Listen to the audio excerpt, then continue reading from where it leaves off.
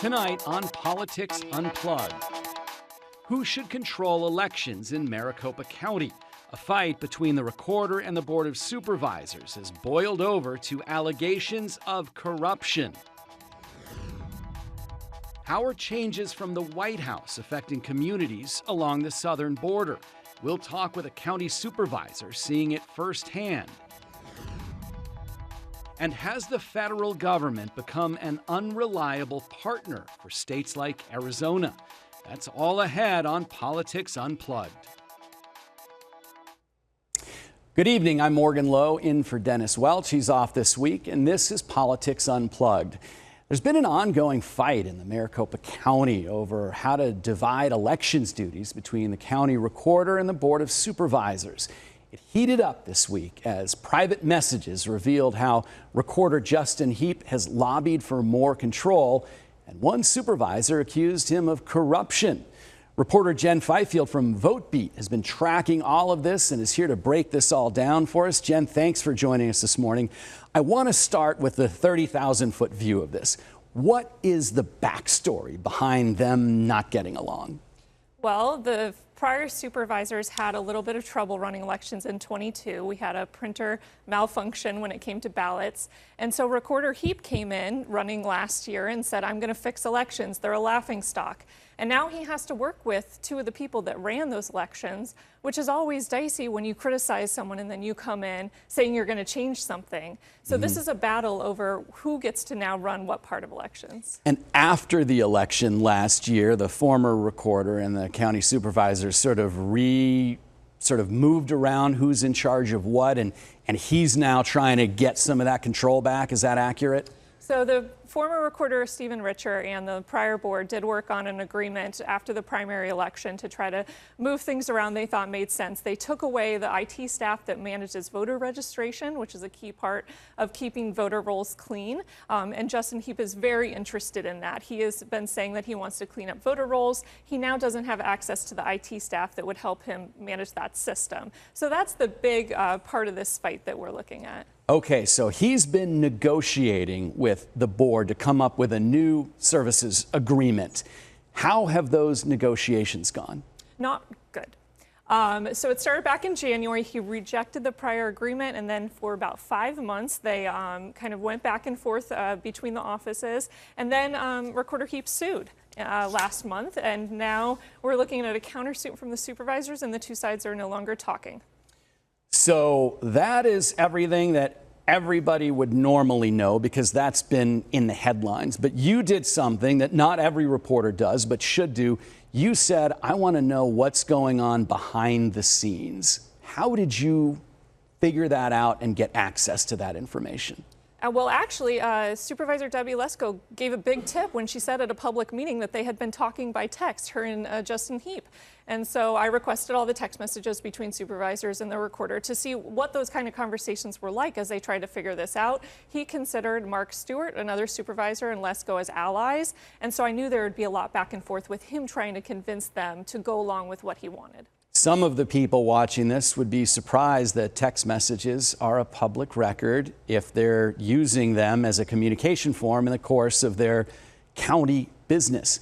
Did you get those records? We got some of them. We got them from the supervisors. We did not get any from Recorder Heap yet. So we are still trying to get those, but the supervisor text did show us that they were that Recorder Heap behind the scene was trying to get them on his side by trying to form an allyship and bring everyone together. So behind the scenes maneuvering, did it seem like he was being friendly?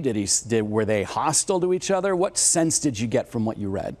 These text messages were friendly, where he was saying, to Mark Stewart that, he's a good guy, and trying to say that, we're a team in this. But, there was some talking about other supervisors behind the scenes where they weren't being so friendly about them. So. Yeah, and then enter the next sort of shoe that dropped in this is one of the other supervisors said, wait a second, I'm being reflected in a way that is not accurate with what I said or what I'm doing. What happened there? So Supervisor Steve Gallardo, who's the only Democrat on the board, these are all other Republicans we're talking about. Heap had said that he had somehow got the Democrat on the board. He said, quote, don't ask me the kind of arm twisting I had to do. That's not a direct quote, but he's indicated there's some kind of deal he worked out behind the scenes with Gallardo on this. And Gallardo said that he was a liar. And he said I think his quote was, keep my name out of your lying mouth.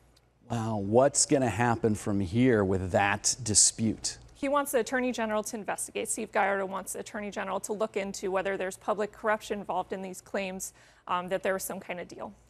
It seems like one of the real bases for this dispute is that the board, Republicans and the Democrat, may not trust Justin Heap to do the job that Stephen Richer was doing last year. And I would say that one of the first big things that office did this year was send out these notices. And it turns out the recorder's office sent out 80,000 of the wrong notices to residents of Maricopa County, accusing them of having moved, and then didn't take responsibility for it until a few days later.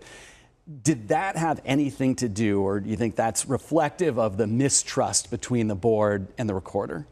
I think that the supervisors thought that it just cemented their feelings about how this was going to go, about how he was going to be honest or dishonest about his office, and how he was going to try to come in and figure out how complicated voting is and how it works. So we'll see if that comes into play in their lawsuit, whether they use that as kind of a, in the courts to try to tell the judge that he is not able to do his job. Yeah, so we're a year and a half out, or a little less than that, from the midterm elections. What happens if they don't come to an agreement? I mean, are we going to have elections here? Are they going to be messed up? What do you think? Well, the two sides always need to work together. They transfer ballots back and forth. They do all these things where they're really crucial to getting votes in and correct. So they need to work it out. They need to find a way to work behind the scenes for the midterm election. This is a big election coming up, and a lot of scrutiny on our state. Jen Fifield from Votebeat, thank you for talking to us today. Keep up the great work over there, uncovering the palace intrigue at Maricopa County. All right, still ahead, how are policies put in place by the Trump administration affecting families in southern Arizona? I'll talk with a county supervisor from our southern border when Politics Unplugged continues.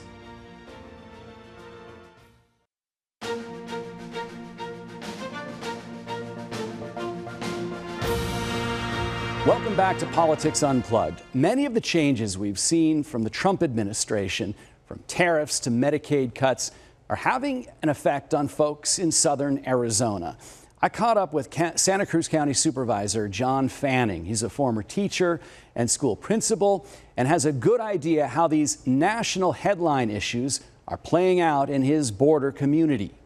John Fanning, thanks for joining us. I want to start with some challenges. What are some of the challenges that your border community, your community is facing these days? One of the biggest challenges, I believe, are the tariffs. The tariff concern, in my opinion, will hurt the Arizona produce industry and ultimately the consumers. And that's something that we have to deal with on a daily basis. Withdrawal from the 2019 tomato suspension agreement, which had previously paused tariffs, is something that's concerning. The 70% of tomatoes in the U.S. come from Mexico. Once the tariffs are put into place, not only is it going to hurt the local industry, but it's also going to hurt the consumer in the long run. So one of the other things we face is, things happening on the border with the continuation of the border wall. We need, in my opinion, we need a little bit more open communication with the federal government so that we can talk to our constituents about what's happening. Wow. Okay. So let's break this down. We'll start with the tariffs that you brought up. That produce industry that you were referring to is a $3+ billion a year industry.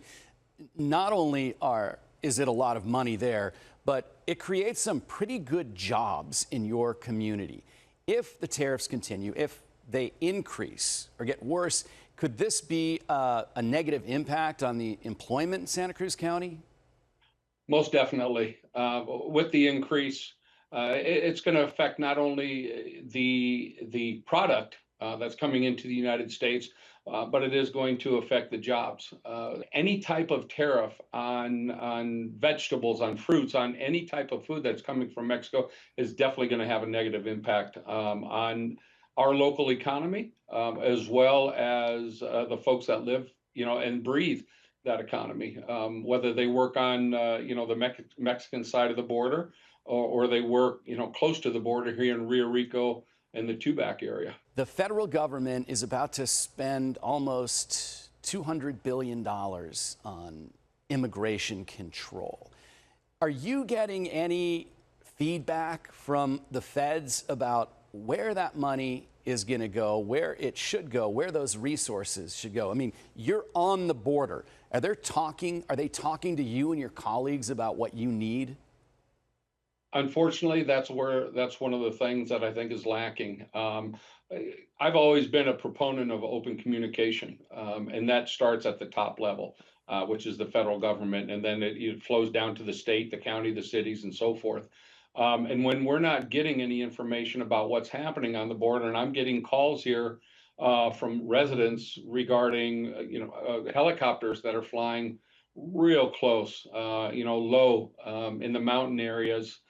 There's some concern, and the fact that we're not getting that open communication or receiving that open communication with the federal government, puts us in a position to where we can't relay information to our constituents.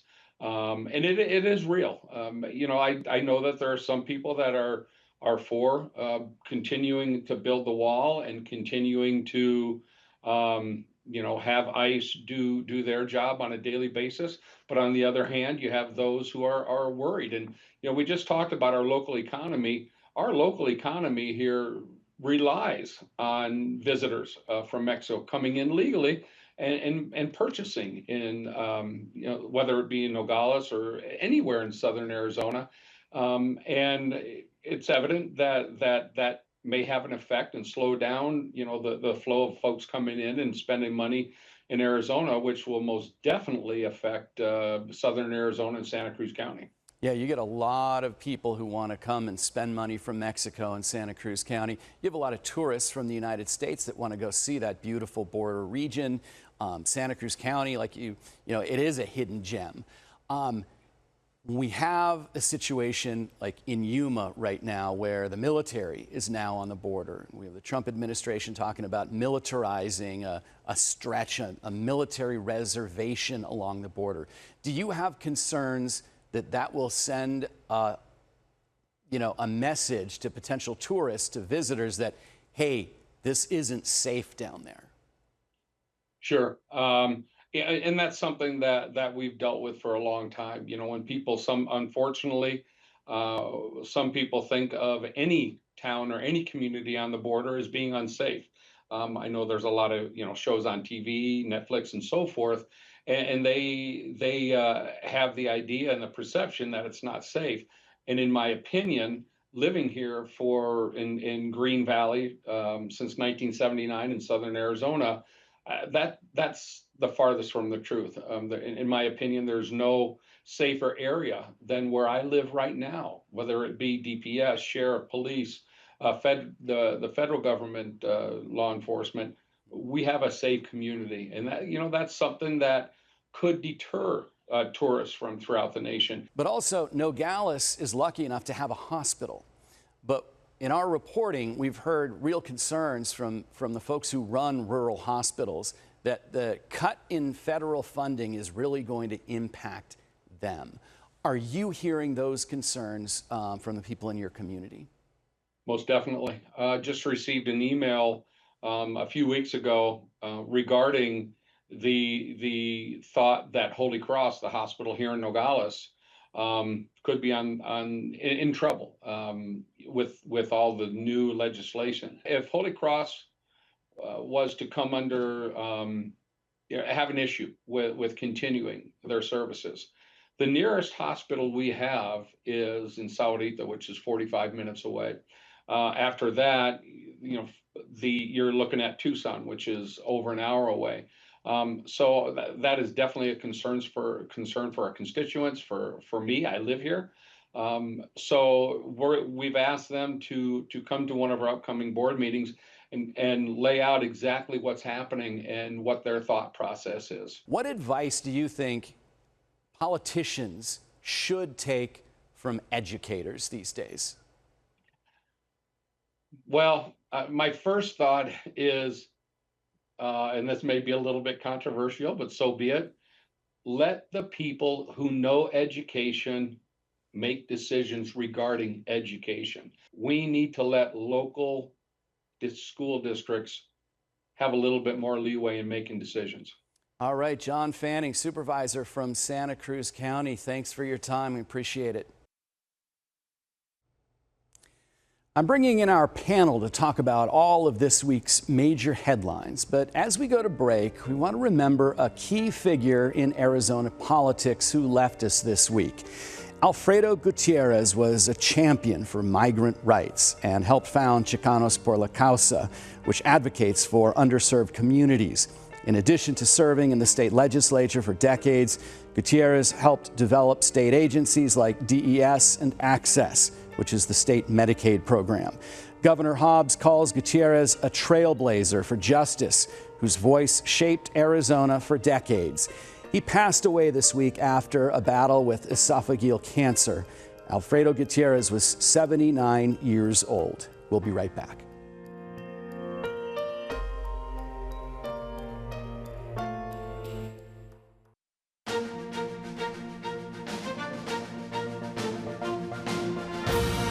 Welcome back to Politics Unplugged. Earlier this week, Governor Katie Hobbs was asked if she was concerned about the Trump administration backing away from pledges to help states boost cybersecurity, particularly in areas that deal with elections.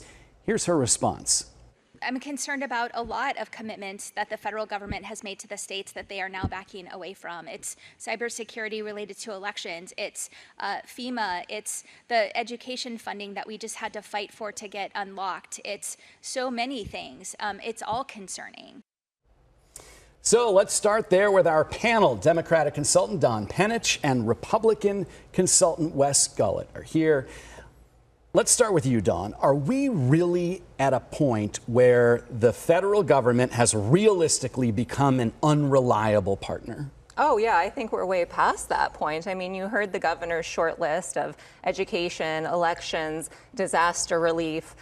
This is also affecting health care. I mean, we know that with the big, beautiful bill now, more than 350,000 Arizonans are off of Medicaid, off of Access. You know, you don't stop being sick because the government decides they don't want to pay the bill anymore. And so not only are we past that point, but we are starting to see with some of this education funding, border funding, trickle down that will touch regular people's real lives, after school programs that cannot be held, healthcare bills that cannot get paid, jobs at the border that are just going to sit empty. That's the real life effect of this unreliable federal system. Okay, but realistically, Wes, is this just sort of the painful but real and necessary effect of shrinking a federal government? And let's face it, the people who voted for Donald Trump pretty much unanimously wanted the government to shrink.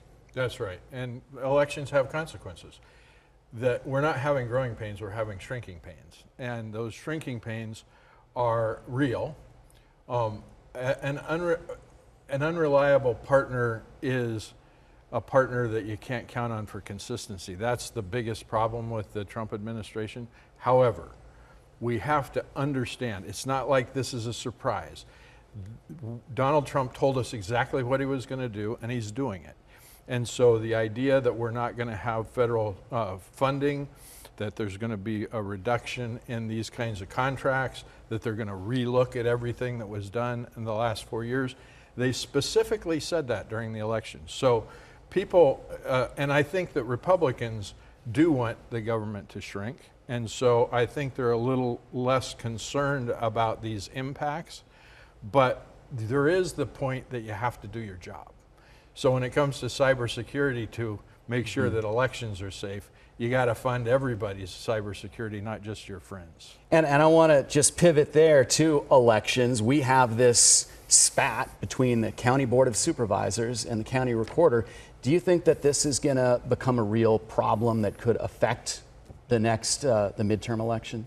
Well, I think that the County Board of Supervisors understands that this got to be under control and that they're going to do a good job. We've got seasoned veteran policymakers in Debbie Lesko and Kate Brophy-McGee who are in there, and Gallardo has been there for a long time. They understand the importance of this, and they're going to work it out. Unfortunately, it's now in the hands of a judge because of these lawsuits, but that's what happens when people can't come together to make that decision. But again, elections have consequences. And we knew what was going to happen. We knew that Heap was inexperienced and that he was going to make a bunch of changes. Now we've got to count on our leaders like Debbie Lesko and Kate Brophy-McGee to make sure that those elections are secure.